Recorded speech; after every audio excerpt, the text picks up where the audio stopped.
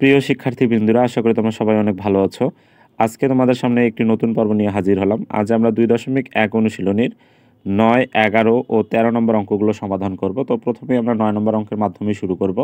দেখো, 9 নম্বর অঙ্কে বলা আছে যে 550 টাকাকে 5:6 ও 4:7 এই অনুপাতে ভাগ করো।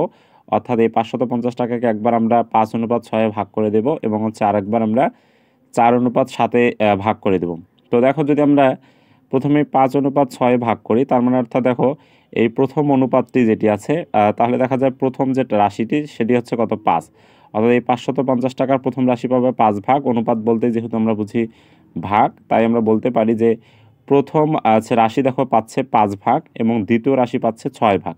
তার মানে অর্থাৎ 5 ভাগ এ যদি পায়, এ যদি 6 ভাগ পায়, তাহলে মোট আমাদের কত ভাগ করতে হচ্ছে? তাহলে অনুপাতের রাশিগুলো যোগ করলে কিন্তু আমরা পেয়ে যাচ্ছি, অর্থাৎ 5 যোগ 6 সমান হচ্ছে কত, 11 ভাগ পেয়ে যাচ্ছে। তো 11 ভাগের মধ্যে আমাকে দিতে হবে প্রথম রাশিকে 5 ভাগ এবং দ্বিতীয় রাশিকে দিতে হবে 6 ভাগ, ঠিক এই 550 টাকার। তো একইভাবে আমরা দ্বিতীয় যে অনুপাতটি আছে তারেও একইভাবে আমরা ভাগ করব। দ্বিতীয় অনুপাতের ক্ষেত্রে আমরা দেখতে পাচ্ছি যে প্রথম রাশি পাবে 4 ভাগ এবং দ্বিতীয় রাশি পাবে হচ্ছে কত, 7 ভাগ। তাহলে মোট এখানে দেখো 7 4 11 ভাগ করতে হচ্ছে। তাহলে 11 ভাগের মধ্যে হচ্ছে 4 ভাগ প্রথম রাশি এবং দ্বিতীয় রাশি হচ্ছে 7 ভাগ। তো এই অনুপাতে আসলে আমরা ভাগ করে দেব। তো এই একই রিলেটেড অঙ্ক হচ্ছে তো 11 নম্বর এবং 13 নম্বর। তো আমরা প্রথম অঙ্কটি বুঝতে পারলে বাকি যে অঙ্ক দুটি আছে একদম খুব সহজেই সমাধান করতে পারবো। তো চলো আমরা প্রথম 9 নম্বর অঙ্কটি আমরা দেখি। দেখো, আমি এখানে সমাধান ইতিমধ্যে করে রেখেছি। দেওয়া আছে মোট টাকার পরিমাণ যেটি 550, সেটি লিখলাম এবং প্রথম অনুপাত হচ্ছে কত, 5:6। তো প্রথম ক্ষেত্রে যে বিষয়টা দাঁড়াচ্ছে, যেহেতু দুইটা অনুপাত দেওয়া আছে, তার মানে প্রথম অনুপাতকে প্রথম ক্ষেত্রে ধরেছি, দ্বিতীয় অনুপাতকে দ্বিতীয় ক্ষেত্র ধরে নিয়েছি। তারপর অনুপাতের রাশি দ্বয়ের যোগফল করে নিয়েছি। যেহেতু আমাদের মোট কত ভাগ করতে হবে টাকাটা, এটা আসলে অনুপাতের রাশি দ্বয়ের যোগফলের মাধ্যমেই যেহেতু আমরা জানতে পারবো, তাই দেখো আমি এখানে 5 এবং 6 অনুপাতের রাশি দ্বয়ের যোগফল করেছি, যা আমরা 11 পেয়েছি। এখন হচ্ছে আমরা লিখতে পারি প্রথম অংশে হবে, তাহলে 550 প্রথম অংশ মানে ঠিক এই যে প্রথম যে রাশিটা আছে, যেটা হচ্ছে কত, 5 ভাগ যে পাচ্ছে, এই প্রথম রাশিটা যে 5 ভাগ পাবে সেটি আসলে কীরকম সেটি লিখবো এবার। যে প্রথম অংশে হবে 550 টাকা এর 11 ভাগের, মানে অর্থাৎ মোট যেহেতু 11 ভাগ করতে হচ্ছে, তাহলে 11 ভাগের হচ্ছে কত ভাগ পাচ্ছে, 5 ভাগ। তো আমরা সেটা লিখেছি 11 ভাগের মধ্যে 5 ভাগ। এরপর হচ্ছে আমরা যদি এর বলতে যেহেতু গুণ বুঝি আমরা, এখানে যদি আমরা আসলে কাটাকাটি করি, তার মানে 11 দ্বারা দেখো 550কে আমরা ভাগ করতে পারি, যা দেখো যে 5 11 দেখো যে 55 হয়, আরেকটা শূন্য থাকলে বসাই দিলাম, তার মানে 50 হয়ে যাচ্ছে। তো 50 আর 5 যদি আমরা গুণ করি, তাহলে পেয়ে যাচ্ছি কত, 250 টাকা। তাহলে দেখো প্রথম রাশিটি যে পেয়ে যাচ্ছে 250 টাকা। এবার দ্বিতীয় রাশির ক্ষেত্রে লিখব। তাহলে অতএব আমরা লিখতে পারি দ্বিতীয় অংশ হবে, তাহলে 550 এর 11 ভাগের মধ্যে হচ্ছে দ্বিতীয় দেখো যে অংশটা পাচ্ছে 6 ভাগ।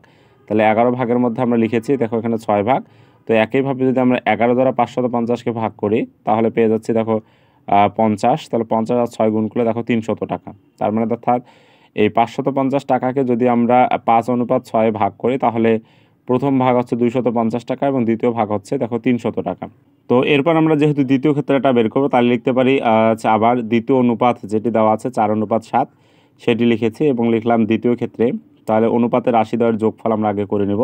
তাহলে 4 যোগ দেখো 7 এবং যোগফল করলে আমরা 11 পেয়ে যাচ্ছি। তো দেখো এই 11 ভাগের মধ্যে, অর্থাৎ 550 টাকার 11 ভাগের মধ্যে প্রথম অংশটা পাবে 4 ভাগ এবং 11 ভাগের মধ্যে দ্বিতীয় অংশটা পাবে 7 ভাগ। তাহলে আমরা লিখতে পারি এখন প্রথম অংশ হবে 550-এর 11 ভাগের মধ্যে হচ্ছে 4 ভাগ। তো 11 দ্বারা যদি আমরা 550কে ভাগ করি, একইভাবে দেখা হচ্ছে কত, 50 হয়ে যাচ্ছে। তো নিচে আর কেউ থাকলো না, 50 আর 4 গুণ করলে আমরা 200 টাকা সেটি পেয়ে যাচ্ছি। তো এরপর লিখতে পারি অতএব দ্বিতীয় অংশ হবে, তাহলে 550-এর 11 ভাগের মধ্যে 7 ভাগ। তাহলে 11 আর 550 ভাগ করলে 50 পেয়ে যাচ্ছি। 50 আর 7 গুণ করলে আমরা 350 টাকা পেয়ে যাচ্ছি। তো দেখো আমরা আসলে খুব সহজেই আমরা অনুপাতের রাশি দ্বয়ের যোগফল বের করার মাধ্যমে আমরা দেখো যে প্রথম ক্ষেত্রের যে অনুপাতটি ছিল তাকে আমরা সেখানে ভাগ করে দিতে পেরেছি এবং দ্বিতীয় ক্ষেত্রে যে অনুপাতটি ছিল সেখানেও আসলে আমরা টাকাটা ভাগ করে দিতে পেরেছি। তো দেখো এরপর আমরা 11 নম্বর অঙ্কে ফিরে যাব। 11 নম্বর অঙ্কে বলা আছে যে দুইটি সংখ্যার যোগফল 630 এবং এদের অনুপাত হচ্ছে 10:11 হলে সংখ্যা দুটি নির্ণয় করতে বলেছে।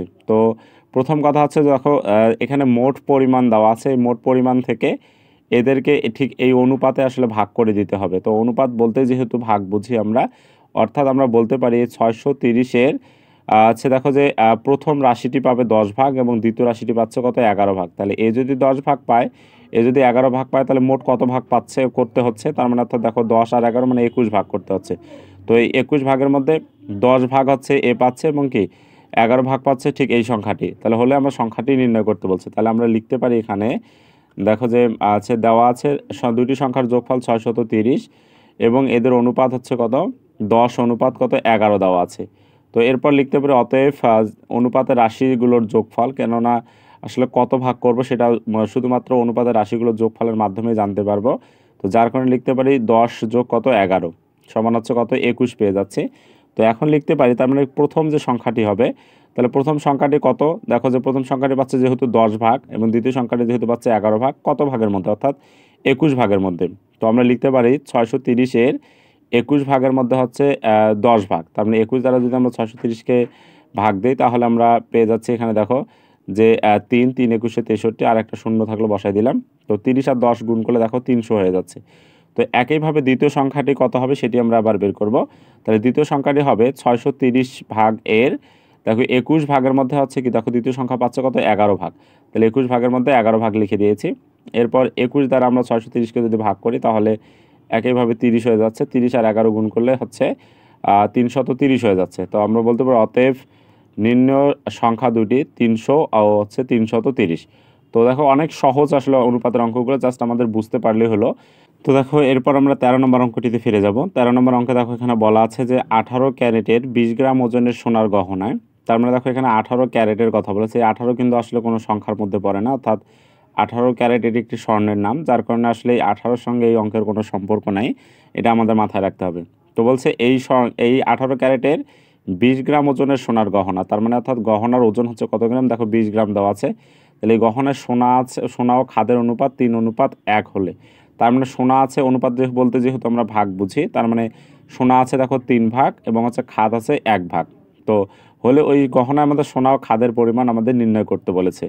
তো আমরা লিখতে পারি এখানে দেখো যে সোনার গহনার ওজন 20 গ্রাম এবং হচ্ছে আমাদের যেটি দেওয়া আছে সোনা ও খাদের অনুপাত 3:1 সেটি আমরা লিখে নিয়েছি। তো অনুপাতের রাশিদ্বয়ের যোগফল যেহেতু আমাদের আসলে সোনাকে দিতে হবে 3 ভাগ এবং খাদকে দিতে হবে 1 ভাগ, মোট কত ভাগ হবে সেটি আসলে অনুপাতের রাশিগুলোর যোগফলের মাধ্যমে কিন্তু আমরা জানতে পারি, যার কারণে আমরা অনুপাতের রাশিদ্বয়ের আগে যোগফল নির্ণয় করেছি, যা 3 + 1 = 4 পেয়েছি। তো এরপর যে কাজটি করব আমরা, গহনায় সোনা আছে, সোনা হচ্ছে কতটুকু আছে 20 গ্রাম এর দেখো 4 ভাগের মধ্যে কিন্তু 3 ভাগ হচ্ছে সোনা, তার মানে লিখতে পারি 4 ভাগের মধ্যে 3 ভাগ। তো এরপর যদি 4 দ্বারা আমরা 20-কে আসলে ভাগ করি তার মানে 5 পেয়ে যাচ্ছি। 5 আর 3 গুণ করলে দেখো 3 × 5 = 15 গ্রাম আমরা পেয়ে যাচ্ছি।